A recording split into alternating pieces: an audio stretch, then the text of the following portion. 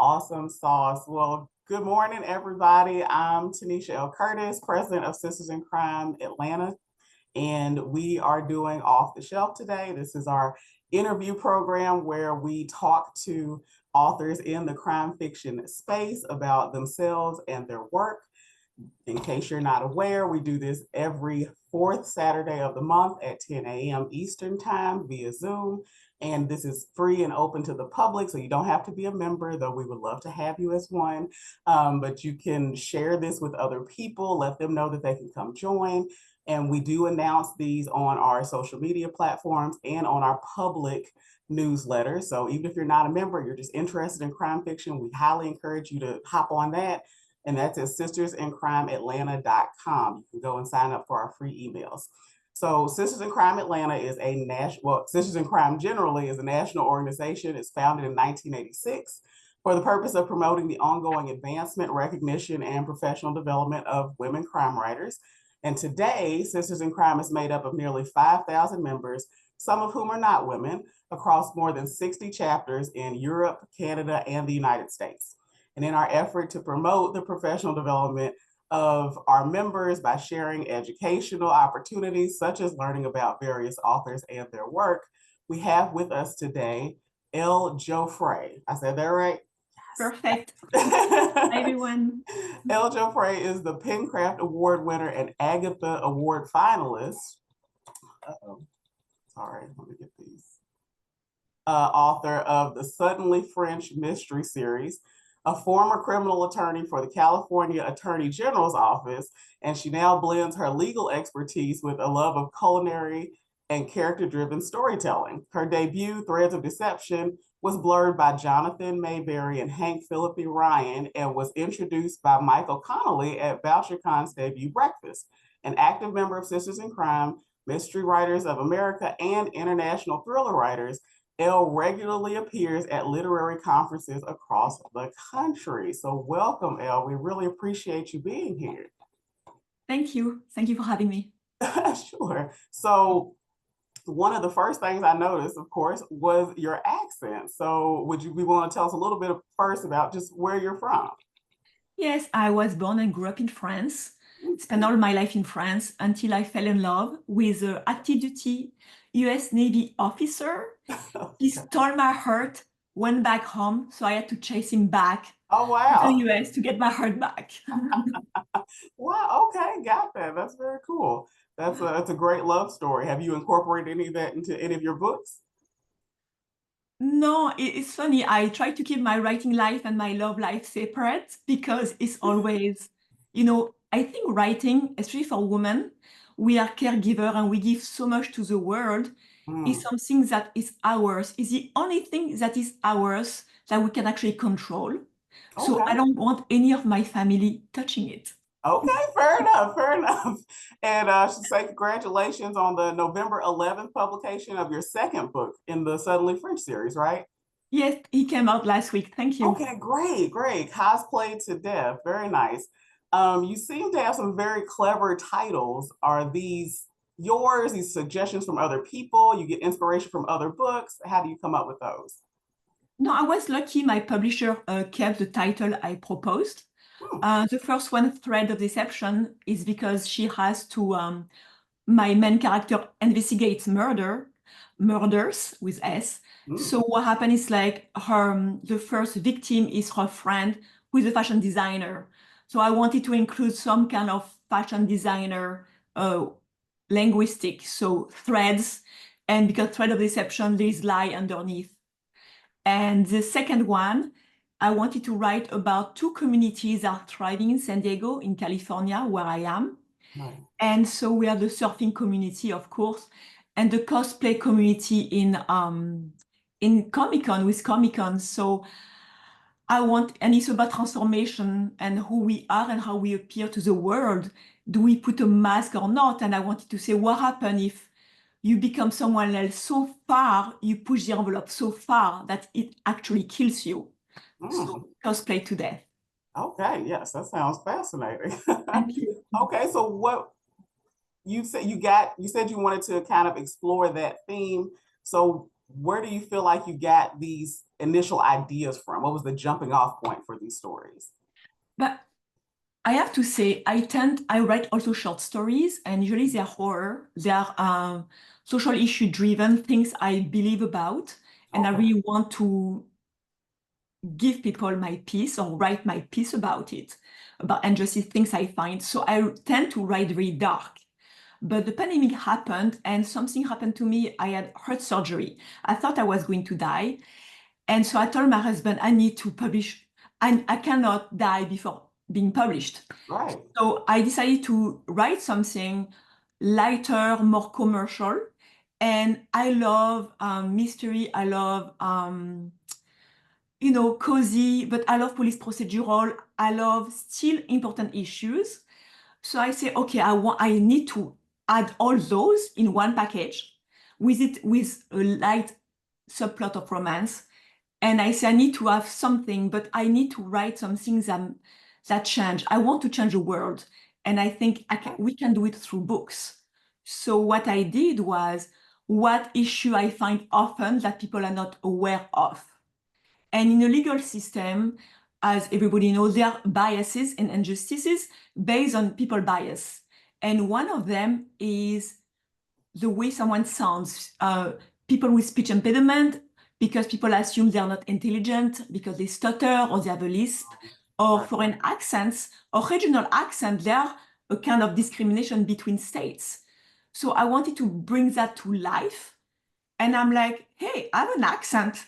I'm going to use all the stereotyping, but I make it in a light way. I didn't want it to be, academic. I didn't want to be lecturing Mhm. because so many times, so many funny experiences happen to me. So I thought I'm going to write about someone who wakes up with a French accent.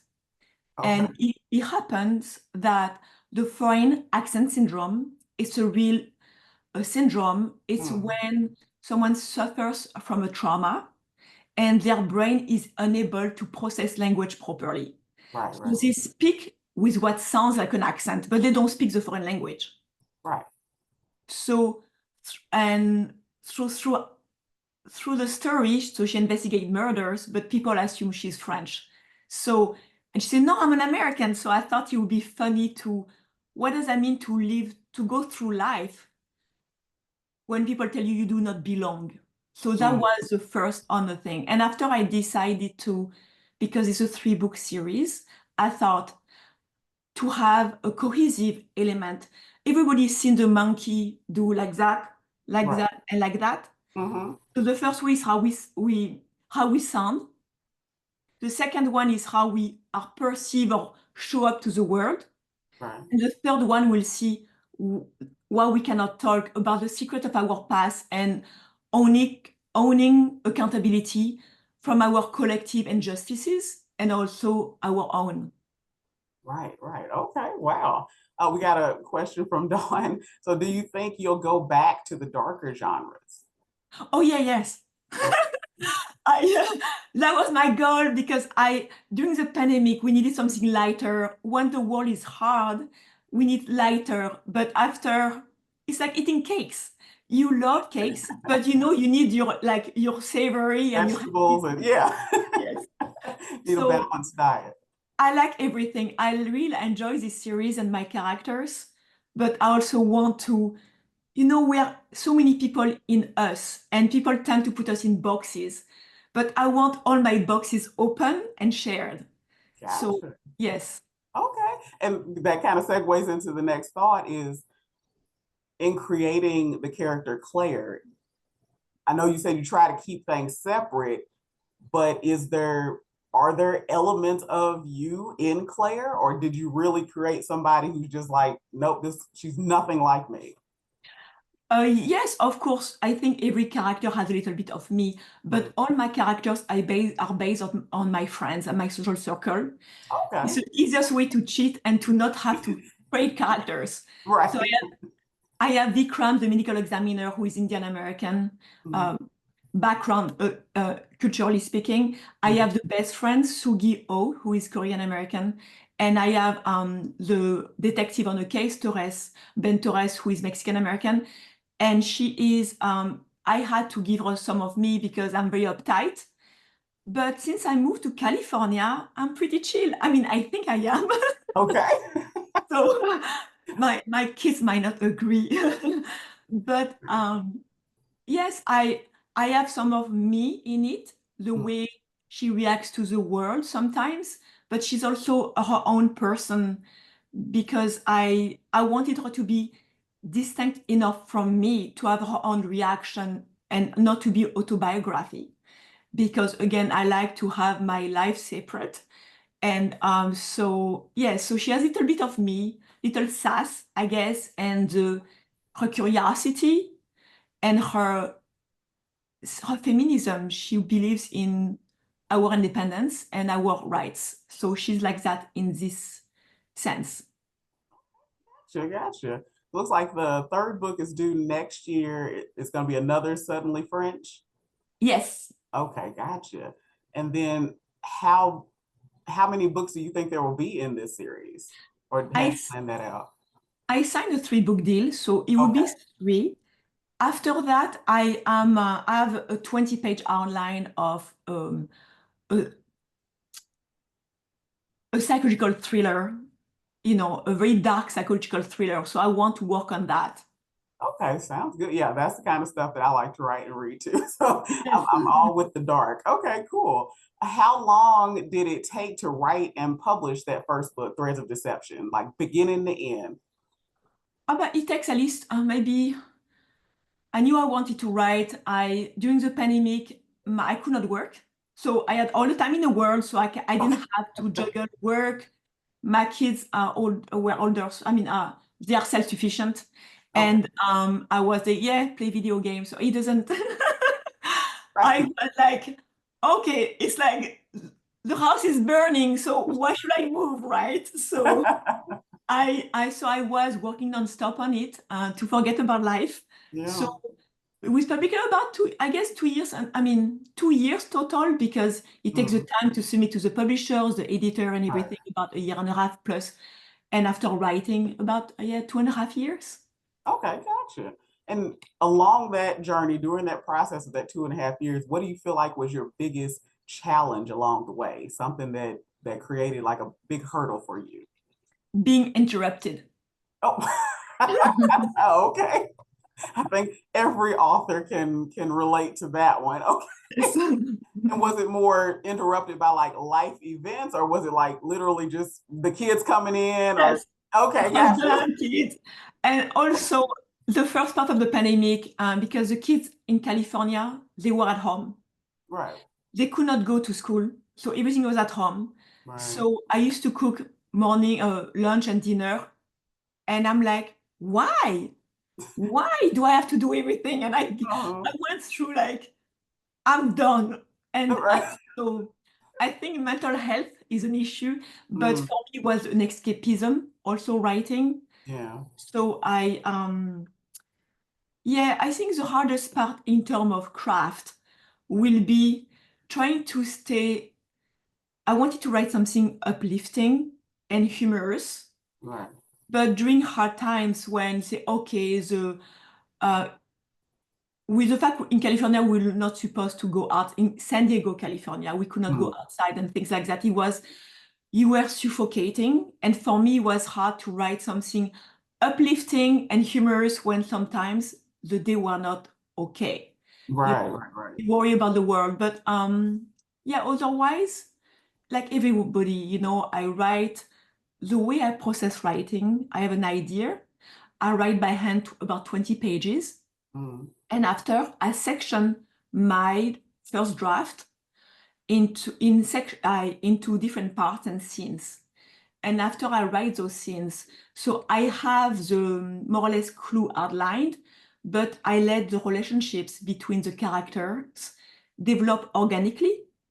okay. So I think sometimes I didn't know this. So what will stop me in terms of writing is Mm, because I didn't know those characters. I sometimes I want to force them in situations and they rebel. So right. that was my struggle writing that series. Right, and having to go back and make it make sense and fit. Yeah, Yes. gotcha. Okay, we got another one from Don. So was the story brewing in you? So when the pandemic started, you just started to draft it, or did it come along during the pandemic, or like how did that happen? It came during the pandemic. I wanted to, as I mentioned, writing about someone with a speech impediment. Mhm. So, and I mean, I have so many ideas in my head, you know, I mean, so for me, it was, I had so many, I just have to say which one. I had a bag of them. So it was easy, not easy, but easier to find a plot. Right, right. Now I'm in the same boat. So, Yes. did you intend to start a series when you first got started, or was it that first book was the focus and then it just the deal turned into a series? What happened, we do in life when people are in a relationship or with their career, where I am today in 6 months, in a year, in 5 years. So I do the same as a writer, and I'm like, okay, where I want to be. Right. I would love to be able to write 2 books a year if I can go full time, write one fun, light commercial series with meat like this one, Yeah. and another darker book a year. So for me, I wanted to write two. So I thought, okay, when I submitted my book, I wrote with serious potential. Okay, there you So go. they came back to me and they say, oh, we propose you a 3 book deal. I'm like, okay.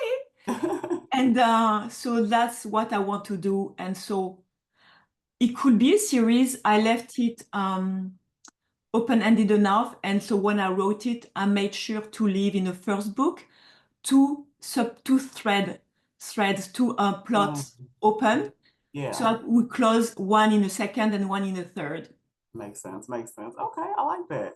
So we got another one here. When an idea comes to you, but you're not ready to write about it, how do you put it away and then find it later when you're ready to develop it? I write it down. I write it on a piece of paper in a book, or I Mm, send myself an email and I write book idea because usually I don't, but when it comes back, I know it's good. Some people say for people who have many ideas, mhm, sometimes it's better. I mean, you don't even think of it, and when they come back, you have to write about them mm. because your new ones are going to come. But when it's like, oh my gosh, it's so great, yeah, I send myself an email or I write it down. Right. Yeah, I do something. Well, I just open a new Google Doc and I'm like, all right, here's the idea. And then I just let it sit until Yes. I'm ready to come back to it. Okay. So for those of you who don't know, Dawn is the normal host. She is not feeling too hot. Linda is going to come in and take over, I believe. Okay, great. I just want to make sure. So I'm going to get out of y'all's way. So give us like 2 seconds, Elle, and then we're just going to switch over and Linda's Okay. going to jump in and take over. Thank you so much, though. This has Oh, been thank you so much. Nice meeting you. nice meeting you. Thanks. I'm sorry about that. Hi, Elle. Yeah, Hi. I guess we can go. That was great hearing about your story. I'd also want to talk a little about your writing process too, but maybe we could just talk about, a little bit about your background, as much as you'd like to tell us. When did you come to America? Oh, over a dozen years ago, I was an Okay. adult. I came in my late 20s. Okay. Did you come over for law school or did you? No, I had a Fulbright scholarship to come to study in Chicago in a law school and after Mhm. returns to France. But in the meantime, I met my husband at the time. He's US Navy, and he was the first time I fell in love. I'm like, what's happening to my brain? What? And my body, it's like, Aw. so I wanted to investigate that feeling because I've never been in love before that way. And so it's interesting because I had to choose if I've taken the scholarship, I was not allowed to return to stay in the States. I would have to return to France and not being allowed in the States for 5 years because they want to make sure when they give you that type of money, you go back to the country and share. Okay. So I said, I told we were dating and I said, what do I do? And he said, don't take it and let's find out it is working. And me, I'm like, okay. If I had a daughter, I would say, do not. I mean, I'm still married and it's, but yeah, I took a chance at love and it worked. Oh, that's wonderful. Well, So yes, and after that, I told him, okay, I cannot stay home. I need to work. So I said, I went back to law school because I wanted to join the Navy as a lawyer. I was thinking international law, and I became a lawyer in this country and finished my law school in Washington, D.C. And after when we settled in California, I passed my bar. nice. Good. Are you still working at all? You're not then still working as an attorney, are you? Yes. You Yes. are. Okay. Ah, so that's, gosh, got to be super difficult, doing both writing and being. My husband was an attorney, so I know, ooh, that can take a lot of time and mental energy. Oh yeah, I don't work full time and I do not go to the office. I'm on my own. I only do contract review. So I can take client whenever I want. And for example, in November, I had only one client and I work on that and I don't take anyone. So I go as I'm very flexible and I put my interests first. Nice. Well, wonderful. That's very lucky. So So yeah, I do not work full time. yes. People who work full time in a job where you need to write a lot and can Mhm. write, I'm in awe with you because I could not. Yeah, me neither. People that do that are, yes, I've met a few people that do that, and I did that for a year or so myself, but it's very difficult. Yes. Well, let's hear, how do you write? You said before interruptions are the hardest thing to manage. But how do you have a process? Do you have set time, or what's your process like? I try to write 4 hours a day. Okay. So usually I mean, do you want like a schedule, my daily schedule or? Do whatever you want to tell us. Oh, What are you doing? Do you have for me, I playing? try to always write 4 hours a day. It's a minimum for me. Okay. So because whenever I struggle to write, I listen to Stephen King on writing. Mm, And so I have the audiobook. So whenever I feel like, writing is like a marathon. So sometimes you're in the middle of it, like you have 25 miles to go and you're mile like 19. Oh no, mile 15, like in the middle. And so when I get there, sometimes I need a cheer. And so listening to him talk about his life is really cheers me up. And he writes every day and he tries to write 2,000 words a day. And only when he's done, he can do whatever. So I try to write 1,000 words a day. So, and I can continue more if I can, but I try to not push it too much because during the pandemic, I was writing nonstop, but I developed issues with my arm. A lot of writers have arm problems because of the position on the computer. And it was not healthy. So I need to take a break. I also this is a little genius little thing. It's a timer. So you have like 25, 5, and I try to do write-ins and take a break. And I think it's very important to take a break. And when you take a break, you stretch or you do a physical activity, or every night I walk 3 miles with my husband and speed walk. And so for me, as a writer, I need to walk. We work sometimes, we chat or in silence so I can think and think about my books. And and I write 4 hours a day. I think it's hard to do, but I try to do it. Before, when I had to drive the kids all the time to school, I would drive right in my car on my laptop on the bleachers to watch them when they do their sports. Every time now I learned to write on my phone, like last night, because I knew I had to get up early. When I logged in, it was 7 a.m. So I had to get up early. But when I have an early event and I cannot sleep at night, I'm in my bed and writing, and I wrote 1,000 words on my phone. So those when I cannot sleep, I do that. But otherwise, I try to have at least a consistent 4 hours a day. And so Dawn, you were asking if that was 4 hours of writing, but I think that's the answer. It's actual Yes. writing. If you're doing Yes. research or something, that's a different part of your day. Research is a different time, but sometimes I include it, because sometimes you can write and it bothers you so much, you need to go search it. So I will go, but I'm very good at not going down a rabbit hole anymore. Because if I do research, I put my timer to 5 minutes and I cannot pass that. I'm very diligent and very self scheduled. So I'm very good at that. Wow. That's a great idea. I think I'm going to try your timer. I think that's a great call. And for those of you who haven't read Stephen King's On Writing, it is fabulously inspirational. I agree. You're going to make me want to pick it back up again. I have listened to it a few times myself, but I think that's wonderful. Yes, everybody, I highly, highly recommend it. So did you all talk about your publishing journey, how you found, did you all talk about how you found an agent? No? How I found what? Yes. How did you, once you were writing your story, how did you go about finding a publisher or an agent? Okay. I had 2 agents before, and during the pandemic, I write also for children.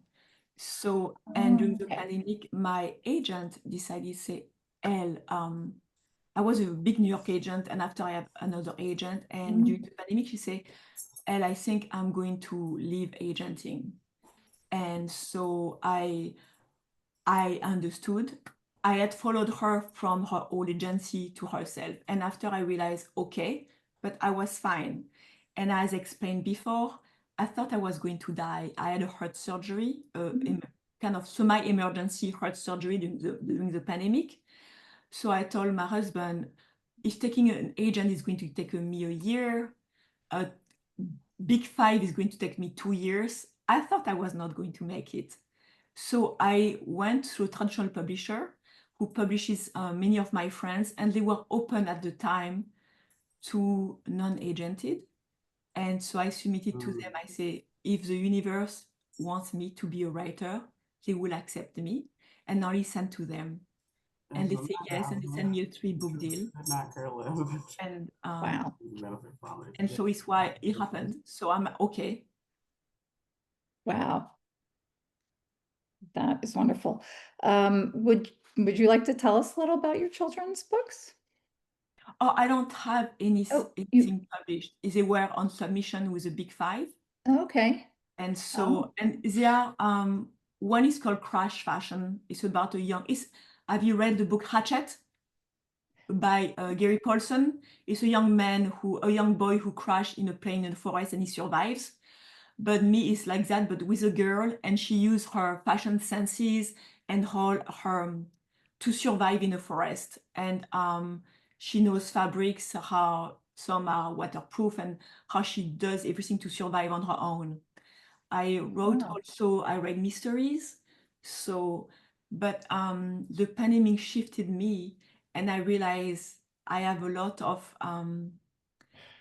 I think my point of view sometimes is darker. I like happy endings, but I think I was more geared toward right now writing for the adult market. Wow. Yeah. Yeah. But I have a few short stories published in anthologies and in magazine. For adult is horror or darker fiction, and some is for children as well. Wow. Wow. Let's see. Do you have any advice for, okay, well, before I do that, I've got a question. Is there a possibility you will pursue children's books again? Yes, I mean, I have to say this novel, that was my debut, is my 12th novel. I try to write a novel every year. And so I love writing for kids. Right now, it's hard because when you write from a certain point of view as an adult, it's very hard to go back to write as children because it requires a very different skill. You have to write from the voice of a child. And I think right now, with what's happening in the world, I think I'm a little bit too angry to have that innocent voice. And I want to talk about tackling more issues about social justice and rights. And I think my vocabulary and my voice right now is more adult oriented. I think sometimes writing for kids, you have to have a softness in you that I have, but I cannot embrace it fully. I want to focus on different material right now. Got it. Do you have any advice? Miss 12 novels, one book a year. No, only 2 published, so. Well, no, time. but still, do Okay. you have any advice for people who might be, starting out or struggling, or seem hopeless at times? Yeah, I say first, do not compare yourself with anyone else because we're all unique and the way we write leaves space for everyone. So never compare yourself because you never know what others do. Some people have more privilege, some people have less. So do not do that. And also, when you write, do not try to write like someone else. Because I had done that. I was writing my first, the novels that got me a New York agent were highly literary. They were historical thrillers set during the French Revolution, which I loved. And I realized that sometimes people have a kind of snobism about writing. They want beautiful prose. They want the people to recognize them. You have to know, what do you write? Why do you write? If you write to impress people, I don't know if it will feed you, it will nourish you. It's important to enjoy writing and not to have to prove yourself to the world, because you are amazing by the way you are, so you don't have to prove yourself. And your voice and your quirks and your differences, and when you think are your flaws, they are okay because they make you. And if you embrace them and insert them into your writing, people will recognize themselves. So everybody used to say, oh, do this, do that. I try to write, and I said, you know what? I'm going to embrace who I am. I have an accent. I'm going to use it. It bothers me at times. Usually, I'm going to use it. And if you embrace everything that bugs you, everything you found weird but enjoy, put it in your book. Because if you like it, okay, there are things that are criminal and things that are way out there, but as long as it's like not criminal, and it's okay. If you like taxidermy and dead animals, put it in a book. Yes. That's okay. Yes. If you like killing people, no, not so much. So embrace your weird, embrace your differences, because those are lovely things that is going to give your voice an edge and make you stand out. Wow. That is pretty excellent. I guess along that lines, we have a question about the personal chef aspect of your Suddenly French series. Are you a foodie? Is that part of you? Did you take that part? Yes, growing up in France, the summer, I worked for caterer along the French Riviera. We were making bread for all the 5-star hotel along the French Riviera, doing pastry. My husband being in the Navy, when we moved a lot, I could not control much. We moved from one place to the other every 2 to 3 years. Food was the only thing I could control. And in France, and for me at least, because not all French people are the same, food is an education. And actually is taught in France in school. So for me, it was my responsibility to teach my kids about texture and flavors. And so they try food from all around the world.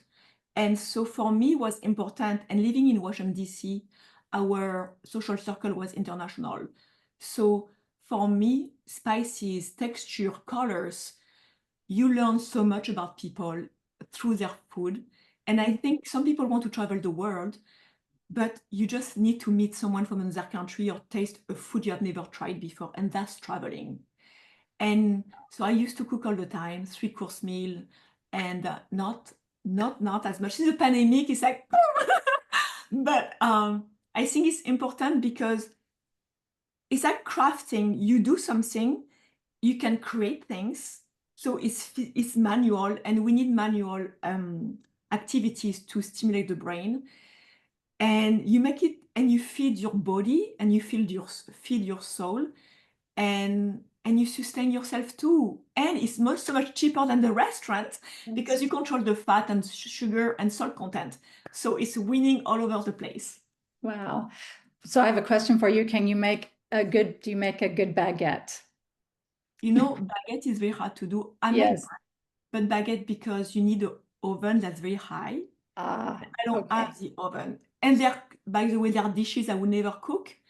I do not want to, there are many Asian dishes I do not cook because I want to enjoy them.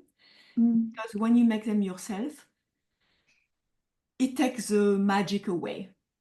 Oh, So, or even though I'm trying to I make crumble cake and cheesecake, now I cannot make them anymore because now I don't want to eat them because I know how much all the fat there is in it. So it's not good for your health. So there are dishes, and the best food is the one you don't have to make. So yes, so I still cook, but not as much as before. nice. Wonderful. I wonder if you have any, you asked about book marketing and promotion. Is that something I want to ask you about? That was on Don's list to ask about, Okay. I guess, how much do you have to do or go out and talk to people like us? And how do you find that works for you? And what do you like to do? And if you can answer them, so I have a man knocking at my door and I'll be right back. Yeah, let's carry on. All right. So about it depends, because even with the big five, you will have to do some promotion. You will have a publicity team that will help you find connections, but usually writers do the same. But for me, I love to meet readers. I love to share my craft. I love to help out people. So I love to meet, coming like in a meeting like here. I do panels. I love panels at conventions. I do literary conventions, but also Comic-Con and WonderCon. When people ask questions, I love to be able to answer them and help them on their journey as writers. And so for marketing purposes, I will say what I love to give some people gifts. So I love bookmarks. I don't have a bookmark here, I should ask, but I have like a baguette bookmark that I give to people. Because I grew up and I never had a birthday party. When I had my debut launch, I had gift bags for everyone. It was a party, and 6 people showed up, and I like to share with others. And so for me, I'm a people person, and I love to, oh, thank you. Farazan brought me that. This is my bookmark. The baguette. And on the other side, there is my info. But so I love to, it's tongue in cheek because it's gluten free. And so I think if you're asking what the best way to market or how I do it or what I prefer, I would say what I prefer, I love to meet people. I struggle when people ask me to come to a festival and sell my own books because I'm not a salesperson. I feel very uncomfortable selling people, like getting money. I don't like that. I struggle with that. I know it's a necessary step for many. So I will do to support a local festival. So that's something I do not enjoy, but I know we have to for people who do, especially people who self-publish. But I love to meet readers, answering questions. I feel very comfortable with that. Wonderful. Did you all talk about how you got your titles for your books? Did I miss that? Yes. You did, okay. Well, let's see, what would you, we've gone through all of our questions so quickly. Is there anything, how do you like living, I guess, in California? And is there anything you want to tell us about the differences you see? You said it was, I know you're relaxed now being in California. But I wonder if there are any kind of differences that you see and things that you take when you write your characters between the different places you've lived. If there's things you notice, like Yeah. not say gross generalizations, but as you, Yeah. how do you take into your travels and put them into your characters? But at first, living in DC where my circle was from the diplomatic circle. So we all dress well every day and like properly, like almost going to a function. So going to California, there was this people say, look how she thinks she is dressing like that. But what do you mean? I don't know how to dress and I didn't know Southern California. And actually there is a very embarrassing time. I took some sandwiches to bring home and I saw someone and I thought they were homeless. And I proposed them my sandwiches, but they were not homeless. They were just dressed ultra casual. And I'm like, okay, so people accuse me of overdressing, and here what I was assuming they were homeless is terrible. And I still feel like I'm sorry, whoever he was. And so there is this difference of sartorial, culture. Um, Also, when it comes, my character struggle a little bit at first because there is a certain etiquette and propriety, um, the way you behave, the way you connect. On the East Coast, in DC, everybody RSVP properly, on time. And here, for example, people don't answer and they show up.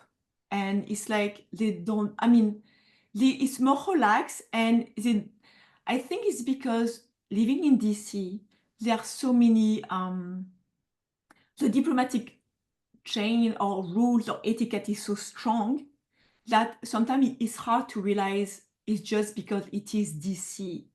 But even living in Chicago, that was always very respected. And here people are more casual, they will show up, but so you don't really know. So that kind of uncertainty is hard for people who have control issues or who need certainty in their lives. But I learned to adapt to it. So my character, it shows a little bit in my character. And at first, she doesn't have her driving license because it expired because she lived in DC for so long with the metro.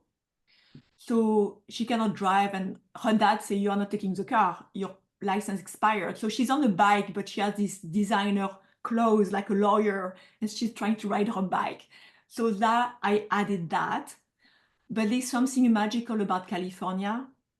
Is I found the setting so amazing. And during the winter season, I see all my friends living in a snowy part of the country suffering. And here I'm posting beaches pictures, picture of beaches. So I'm like, oh, I'm going to write a book so they could travel to my side of the world and of the country with the beach culture. And there is something very magical about the surf culture. When you are in the water on your surfboard, the community is so amazing, inclusive and warm. And riding the waves on your belly or standing up, it doesn't matter. You get a high, that communion with nature. It's free, it's there. And you are so high. I've never met, I mean, I should touch wood, a surfer who just came out from the surf who is not nice. There's something so, and also I discover also the cosplay culture in San Diego with Comic-Con.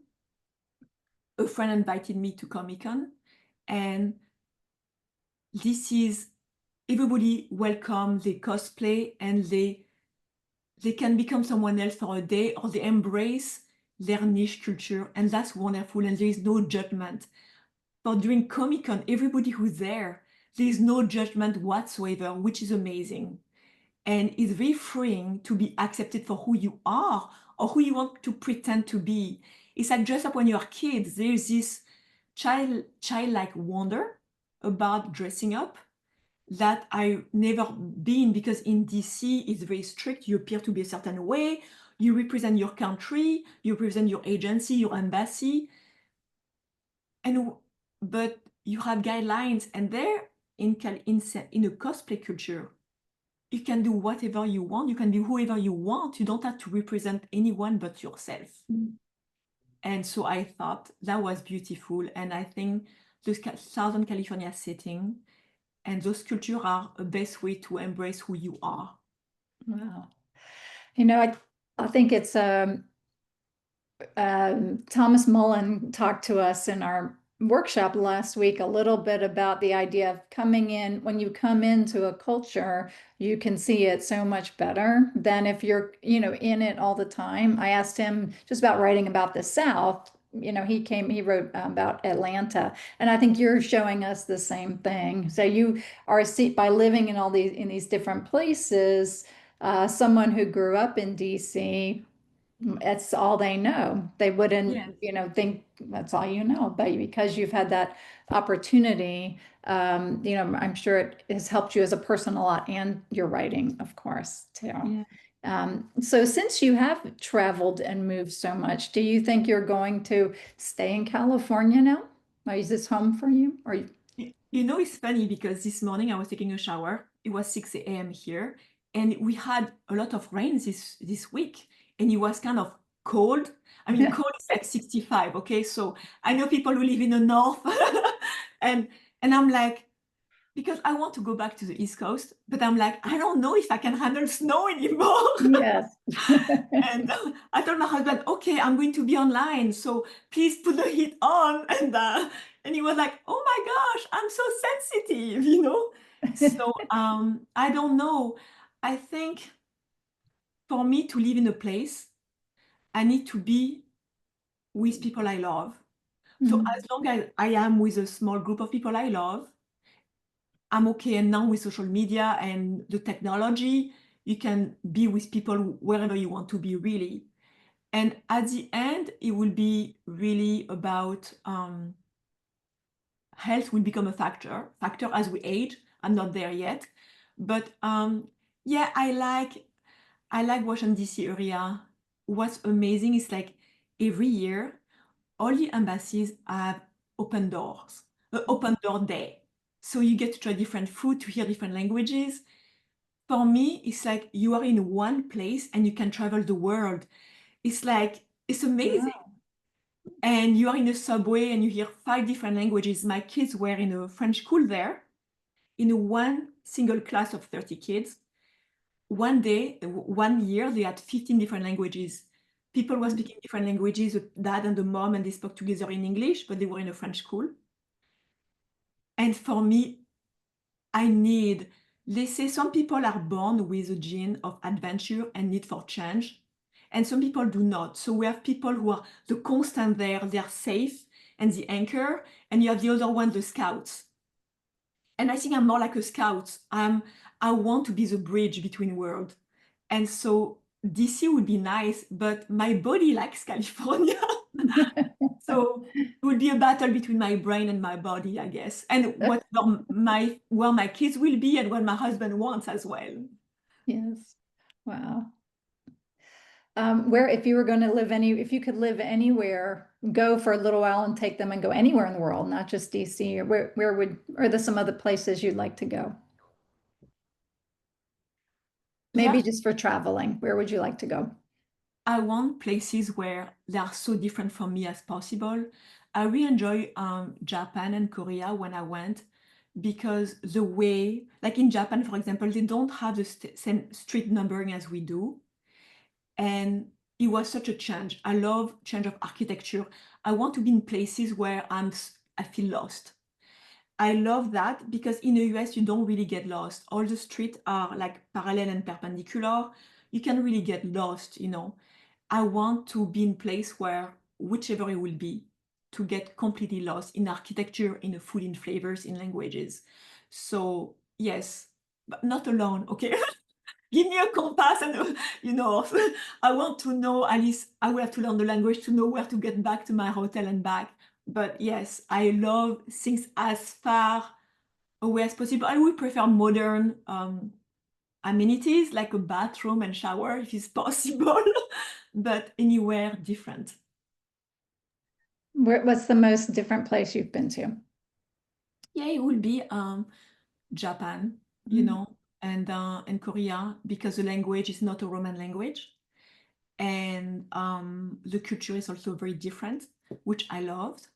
There's the way they relate to each other and their system of relationship, the way they speak, the language they use, and the way also the government works. I found that fascinating.